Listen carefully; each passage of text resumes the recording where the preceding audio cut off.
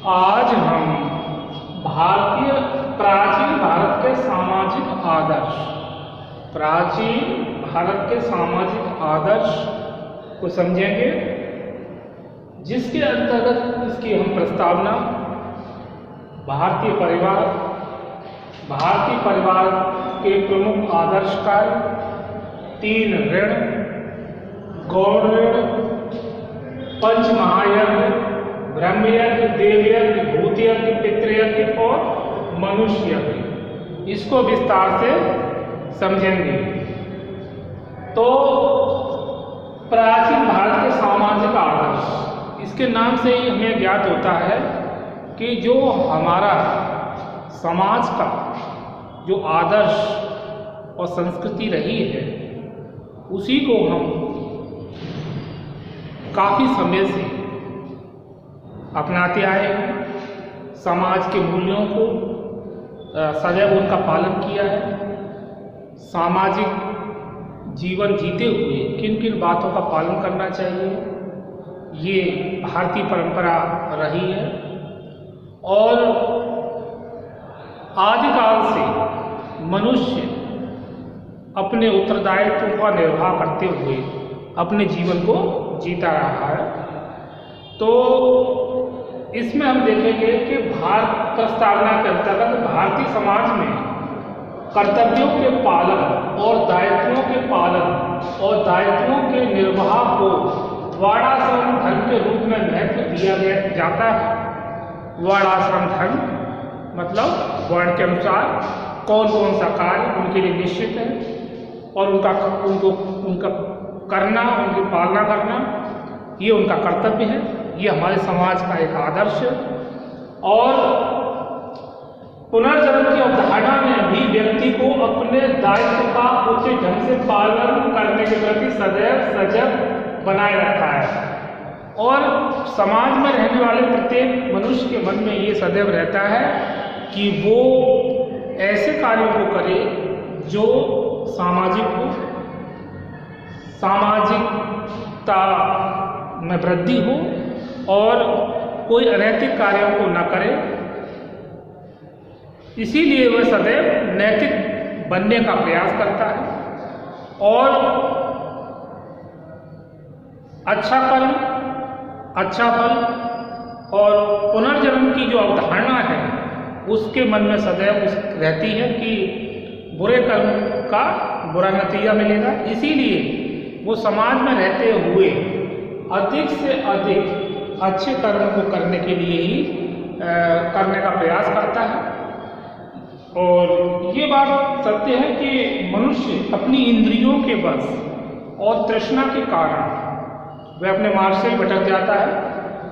लेकिन सामाजिक रहने के लिए वो सामाजिक मूल्यों का सदैव पालन करता है और उनको बनाए रखने में सहयोग देता है। सामाजिक जीवन के आदर्शों को बनाए रखने की दृष्टि से यह आवश्यक भी समझा जाता है। इसके बाद भारतीय परिवार न केवल भारत की बल्कि विश्व की एक महत्वपूर्ण सामाजिक संस्था है। जो फैमिली है, परिवार है, वो भारत में ही नहीं विश्व में ये देखने को मिलते हैं और ये एक सामाजिक संस्था मानी जाती है। एक परिवार से ही एक देश का निर्माण होता है। परिवार राज्य की सबसे छोटी इकाई के रूप मानी जाती है। यह भारतीय जीवन के केंद्र बिंदु तथा भारतीय समाज की आधारशिला है। तो परिवार क्या है? ये जीवन का केंद्र बिंदु होता है और आधारशिला भी इसको माना जाता है। क्योंकि परिवार के बिना मनुष्य का जीवन बहुत जटिल और परिवार में ही उसकी सभी आवश्यकताओं की पूर्ति होती है। इसीलिए समाज में रहते हुए परिवार में रहना अति आवश्यक। तो ये आधारशिला है। परिवार का मुखिया जो होता है, परिवार का मुखिया परिवार के सभी सदस्यों पर नियंत्रण रखता है।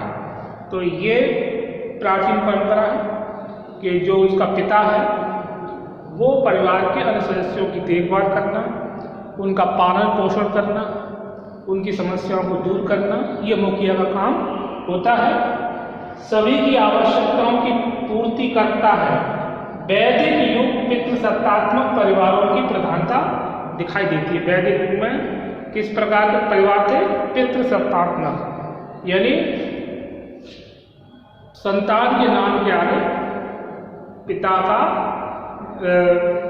जो भी जिस वर्ग के थे उनको जोड़ा जाता था, तो पितृसत्तात्मक। इससे पूर्व हमें मातृसत्तात्मक परिवार भी दिखाई देते हैं, जहाँ माताओं का सम्मानजनक स्थान, और जैसे गौतमी पुत्र हम सातकर्णी, तो उसमें सातकर्णी से पहले गौतमी जो शब्द जुड़ा है वो उनकी माता का नाम।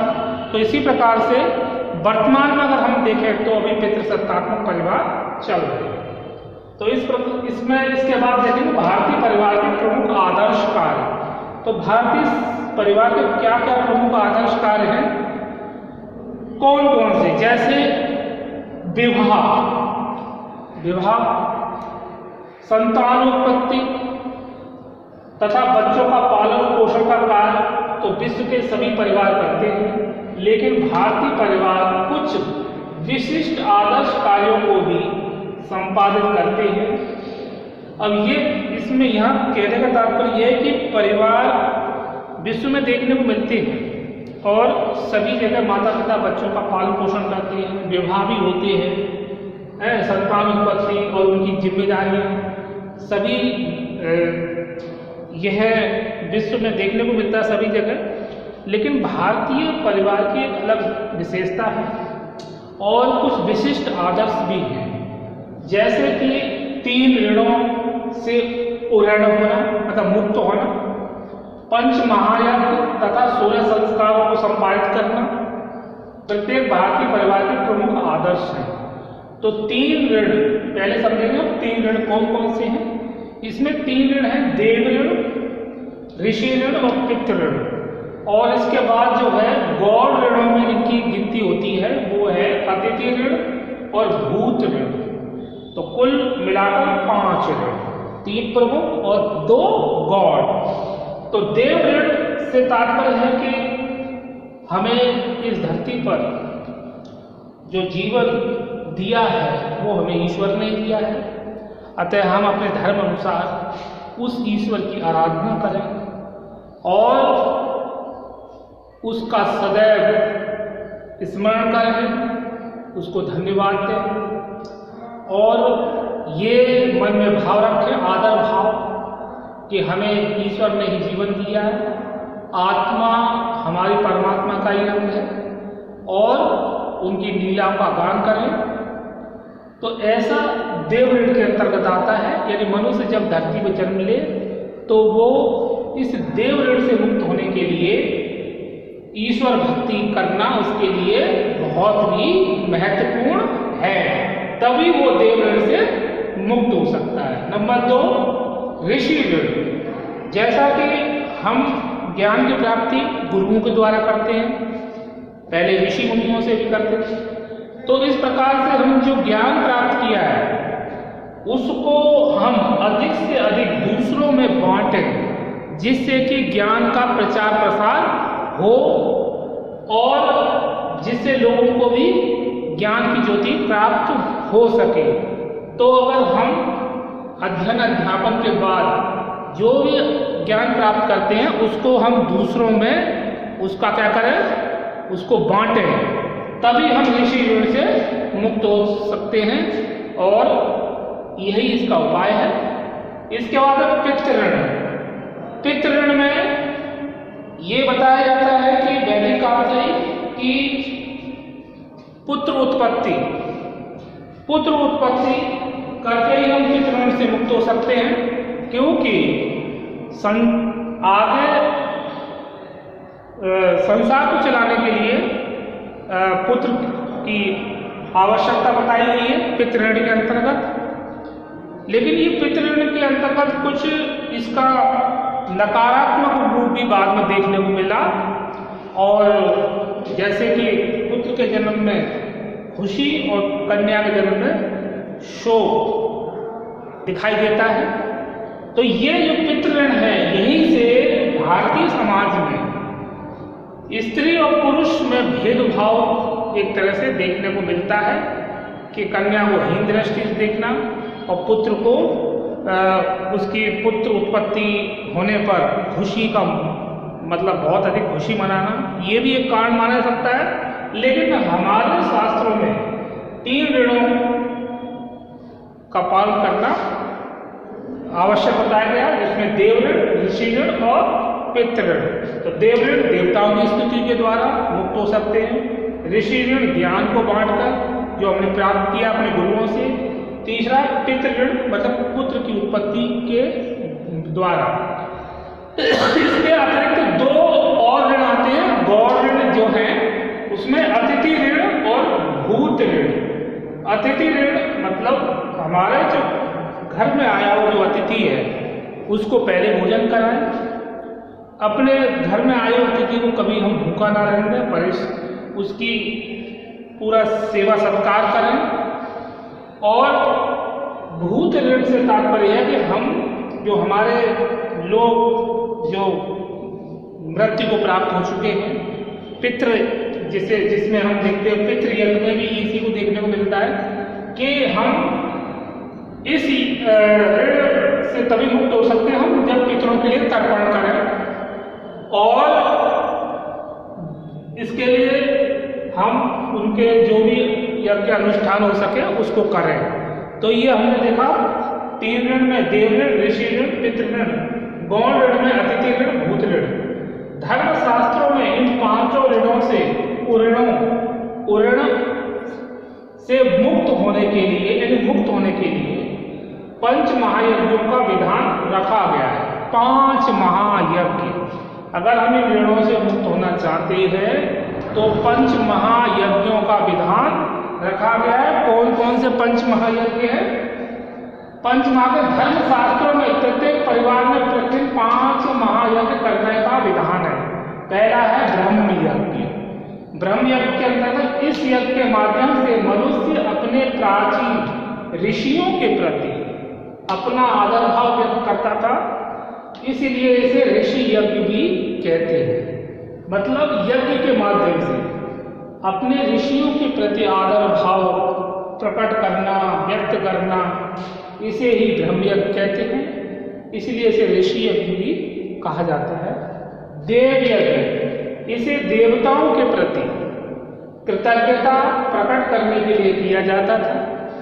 जो भी हमारे इष्ट देवता या अन्य देवता, उनके लिए क्या कृतज्ञता प्रकट करना कि आपका बहुत बड़ा हमारे ऊपर एक तरह से आपने हमारा कल्याण किया, आपकी कृपा दृष्टि बनी रहे, इसके लिए कृतज्ञता प्रकट करना ये देव यज्ञ के अंतर्गत आता। प्रत्येक व्यक्ति को प्रातः और साय अग्नि, इंद्र, प्रजापति, सोम, पृथ्वी आदि देवी देवताओं के नाम के साथ स्वाहा कहकर आहुतियां दी जाती थी देव यज्ञ के अंतर्गत। इसमें सुबह प्रातः और साय अग्नि, इंद्र, प्रजापति, सोम, पृथ्वी आदि देवी देवताओं के नाम के साथ स्वाहा कहकर यज्ञ में आहुति दी जाती थी देव यज्ञ के अंतर्गत।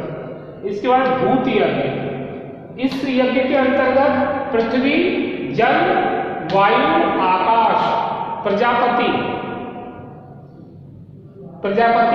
काय, विश्वदेवों आदि को भोजन की बलि दी जाती थी।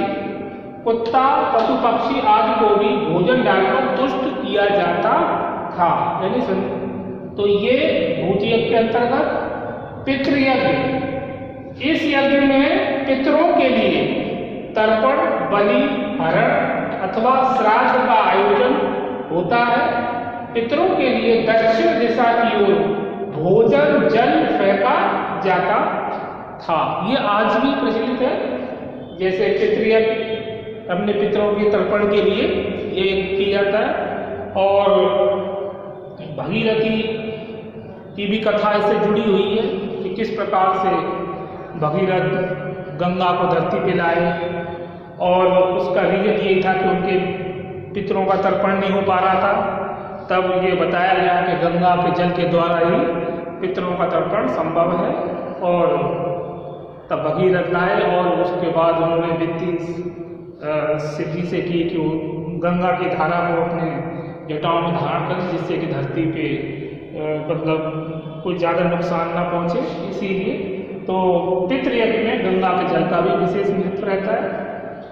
मनुष्य मात्र प्रति उत्तरदायित्व एवं सहायता की भावना से इस यज्ञ का जन्म हुआ। इसका प्रदर्शन अतिथि सत्कार की अनिवार्यता द्वारा किया जाता है। मतलब घर में आए हुए अतिथि को पहले भोजन कराएं, उसके बाद स्वयं भोजन करें, और अतिथि किसी प्रकार का उसे कष्ट न पहुंचाए, इसी बात का इसमें ध्यान रखा जाता है मनुष्य यज्ञ के अंतर्गत। और इसको अतिथि ऋण भी कह सकते हैं, या मनुष्य यज्ञ के अंतर्गत अतिथि की सत्कार भावना इसमें अनिवार्यता पर विशेष बल दिया गया है। इसमें स्वयं भोजन न कर पहले अतिथि को भोजन कराया जाता है। तो आज हमने प्राचीन भारत के सामाजिक आदर्श के अंतर्गत इस भारतीय परिवार के प्रमुख आदर्श कार्य 3 ऋण, गौण ऋणों में अतिथि भूत ऋण, पंच महायज्ञ में ब्रह्म यज्ञ, देव यज्ञ, भूत यज्ञ, पितृयज्ञ और मनुष्य यज्ञ, इनको विस्तार से समझा। और इसके आगे हम अन्य इसी विषय के अंतर्गत और बातों को समझेंगे। आज बस इतना ही। ओके।